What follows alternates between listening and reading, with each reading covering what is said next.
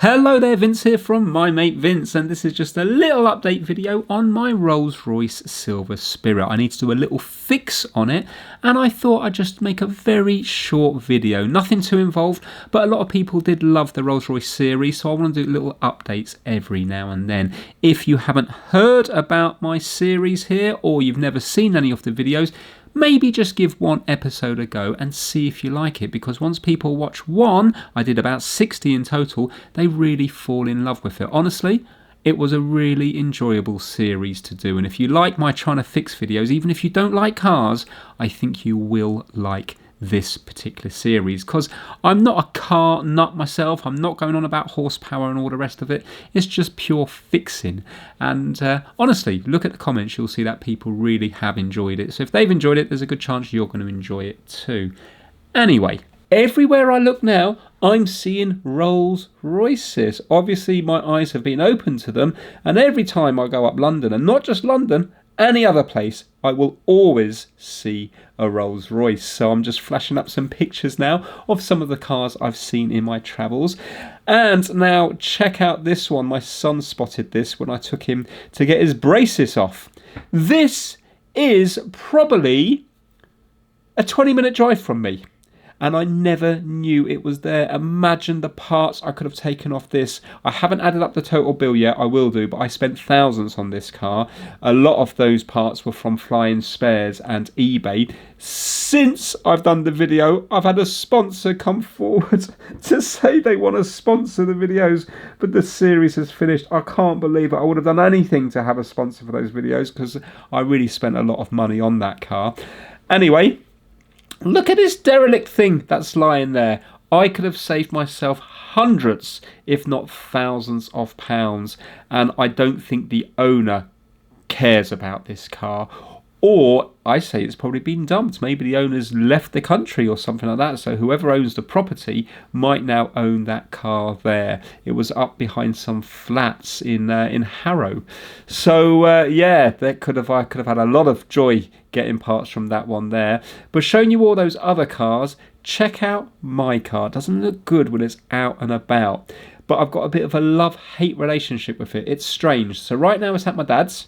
Sometimes I bring it to my place for a couple of weeks, and then when I've got it here, I drive it a bit, and then I kind of get bored of it, because it's not the most interesting car to drive, even though it's super comfortable.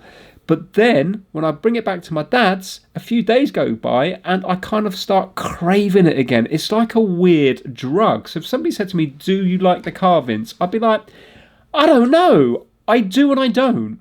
So when I have it, I don't feel the need to drive it. But then when it's not here, I get the urge. So right now I haven't driven it in over a week.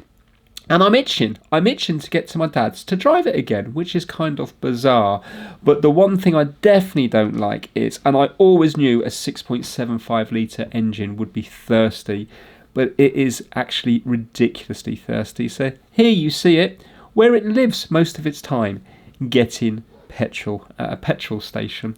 It is just so thirsty. I think it's about 11-ish miles to the gallon, and you think, oh, that's all right, Vince, miles for miles and all the rest of it. But it's fine if I'm just going local, you know, if I'm just going to the shops and back locally.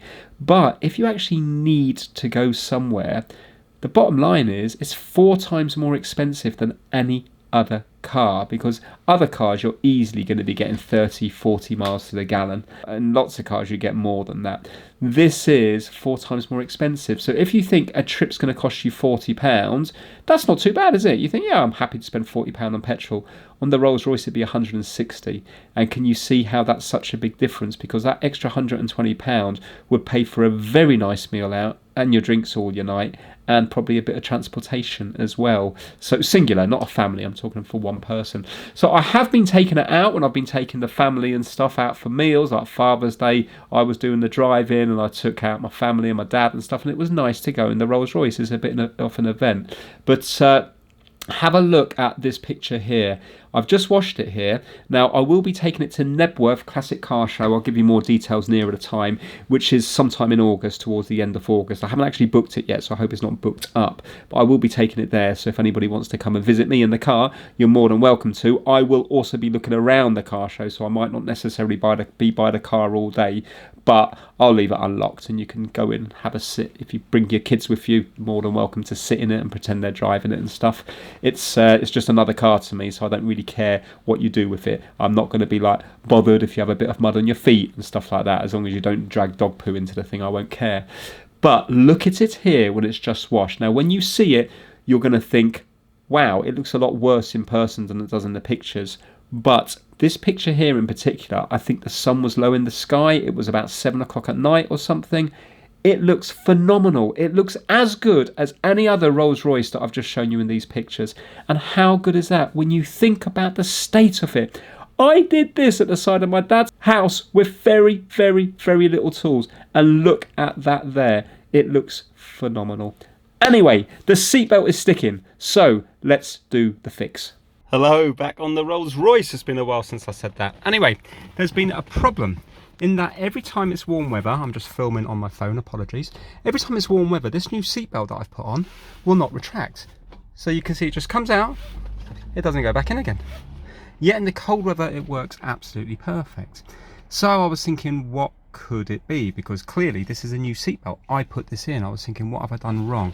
I was thinking, is it something down here where I sprayed in the Waxel?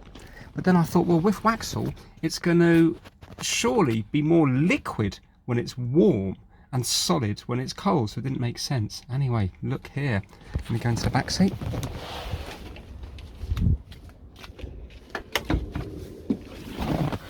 Apologies for the film, and I haven't got my proper camera. Look here. Here, there's lots of retraction going on. It's fouling here. Just here. This is not allowing it to go through. Isn't that weird? So obviously when the heat builds up on this metal here, this cardboard stuff must, there you go, can you see there? When I push in there, it must be expanding ever so slightly and fouling against here. Now, I'm wondering, has that been bent, or have I put it on the wrong one? Maybe that one needs to go here. Maybe this one is slightly bigger. So maybe that needs to go here, and that needs to go there. So I'm just going to take them both off to see if they look the same. Well, they are the same piece. So it's not that. So it's something to do with the cardboard. So the cardboard, for whatever reason, is puffing out here in hot weather. When I say hard cardboard, it's more like sort of hard wood, you know, chipboard, not chipboard. Hardboard, I think it's called. Yeah, what am I going to do here? I have to get my thinking cap on. Right, rather than make life difficult for myself, all I need to do is make sure the seatbelt isn't wedged in between here and the hardboard. So why don't I just put a few washers just behind here? Yeah, and that's going to space it out. This is going to pull, because it's definitely on the right way. I was thinking, could I put it on upside down? It only goes on one way because of the way this has been cut out here. There's not enough room to put it on upside down, so it can only go on like that. Also, you can see that it's kind of on, it's cut out here and here. So what I'm going to do is, I mean, the very fact that it's cut out here and here says to me that doesn't look like a Rolls Royce thing to do. So, because they would have done a proper cutout there, not forced down.